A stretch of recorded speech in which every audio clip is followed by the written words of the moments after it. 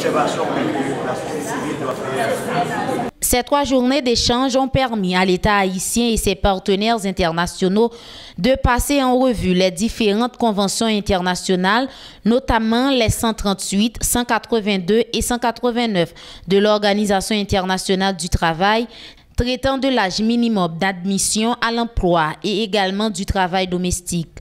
C'est aussi l'occasion pour les partenaires de la chaîne de protection de l'enfance de travailler sur une feuille de route portant sur des actions bien coordonnées pour l'élimination du travail des enfants. Sensibiliser, mobiliser les populations, de renforcer et d'adapter et d'assurer une application de la législation. Le ministre des Affaires sociales a saisi l'opportunité pour relater les efforts enregistrés dans le cadre de la protection de l'enfant en Haïti. Aussi a-t-il promis que son ministère appliquera à la lettre la feuille de route résultant de l'atelier sur la problématique du travail infantile. Nous réitérons notre engagement à supporter toutes les initiatives comme celle-là visant à faire la promotion, le plaidoyer en faveur du respect des droits des enfants, de la protection des enfants contre le travail infantile, incluant dans le travail domestique et la protection des jeunes travailleuses et travailleurs domestiques. Certes, la responsabilité est lourde, souligne le coordonnateur du Bureau international du travail.